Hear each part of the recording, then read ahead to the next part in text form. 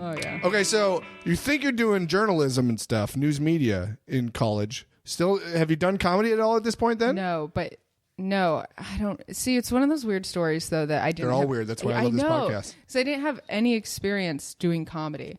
And then I was watching SNL one night by myself in Wyoming. And I just, like, honestly was cocky enough to say, like, I can do what they're doing. Okay. But I never thought about it before. And I've watched SNL, like, my whole life. Yeah. And for some reason that time I said, I can do what they're doing. So then the next day I signed up for an improv class in Denver. Oh, okay. Yeah. So Denver was like 3 hours away. It's that close? Oh, Yeah. wow. Okay. So I would drive to Denver every week. What was the place in Denver? It's called Bovine, the Bovine Improv. Sure. Yeah, yeah. So this was in college. Yeah. That's college. great. Yeah. And did you have a knack for it? Did it come to you as easy as you thought it would? Like the first class, I was like, oh my God, I want to do this forever. And I probably didn't have, I think I have like I probably had timing, but I was so sweaty. I Wait, what? So much stage fright. It was terrifying. Oh, really? It was Even in a beginner's improv class in the Denver market? So terrifying. Oh, interesting. Yeah. Because to me, I didn't know, I didn't even know there were other markets. I had not been following comedy. Sure.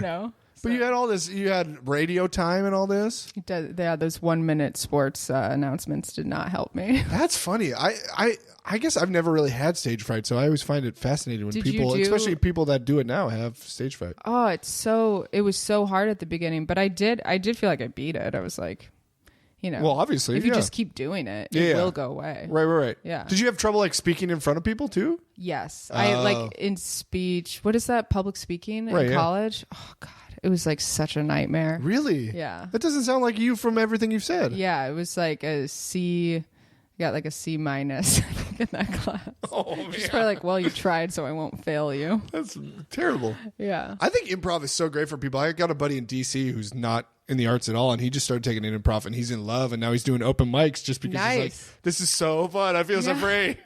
It is. He's like so jazzed now, and it sounds like that's what happened to you. Totally. I mean, it did feel like freeing. I was like, oh my God, this is like, I've never tried performing before like this. Right. And this is like what I want to do. And then I did start, stand-up was so much more accessible. It was like, do you want to do stand-up any night of the week? Right. Okay, you can. So I started that like months after. So give us the first time you did stand-up. Where were we? At the Bovine. I took. Oh, you drove down to Denver for it? Okay. I took a. Didn't it have anything on campus? No. God, like no. Friday nights non-alcohol option at the student union. Come on down for laughs. I don't think they did. I was not there for it. I don't think anyone was wanting to do comedy in Wyoming. So I took like one of those classes where they're like, try stand up or whatever, right. But it was through the theater. Okay. And so we did like a 1 or 2 day intensive. Sure. And then there was a show attached to it, which is always awesome. Right. And, so that was the first time I did it. I chugged 2 beers before I went on stage. I was so nervous. I typed out all of my jokes. Nice. Yeah. I emailed them to myself, printed them out. What kind of paper? Bristol. No. Watercolor paper. Yeah. It's construction paper. Yeah. Yeah. I'd be like, this girl's off. Yeah. And it was so nerve-wracking. Did it go good? Yeah, it went great. Did you have people in the audience for you? Because it was a class show, I would assume a lot of people came for the people in the class. Yeah, probably a lot of people from the class. I mean, I didn't know anyone in Denver. Oh, so. You didn't have anyone come? I had like probably a couple comedy friends that I had already met. But that's great then to have a room laugh at you. I mean, it was like a full crowd, and like it's like one of those classes where it's when the show starts, they're like, okay, guys, now these guys have been working really hard for 2 days, so let's give them all of our support. That's great, though. They're basically like, especially if they look like they're failing, just laugh. That's beautiful. Yeah. And you got the bug from that then? You just started doing it a bunch? Every weekend you drive down or something? Yeah, I started going like 3 times a week, and it was like, a long drive to do that. So. Right. But you probably thought of jokes on the way down and the way back. It was kind of perfect. It was like I'd have 5 minutes. I'd think about them for 3 hours. Like I would just keep talking, keep like telling myself what, writing the jokes. And then I would get down there, like eat shit, and then have to drive 3 hours back. Right. And stew on that for a while. Yeah.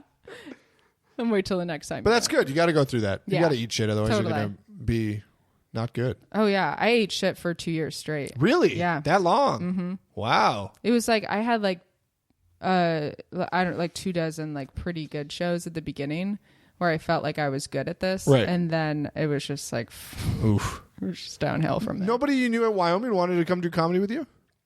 I ended up doing I produced a couple shows up there at the coffee shop and nice. the bar. So I ended up making it work, I guess. Right. But I ended up moving to Denver pretty shortly after. Right after you graduated? When I didn't graduate, I dropped out. Laziness back at you. Yeah. I was like, I want to do comedy. My mom's like, you have like 3 classes left. I was like, oh, it was that late? It was like last semester? Mm-hmm. Wow. I didn't care though. I was like, I don't want to do this anymore. Hey, if you know what you want to do, why waste your time? Might as well start that right. What's that line? Wait. Yeah. Start your life today. It's something like that. I'm thinking when Harry met Sally, he's like, when you want to know who you want to spend the rest of your life with, you want your rest of your life to start right away. Yes. I'm such a catch, ladies. Yeah. Call me. Yeah. Quoting when Harry met Sally. Yeah. It's a great movie.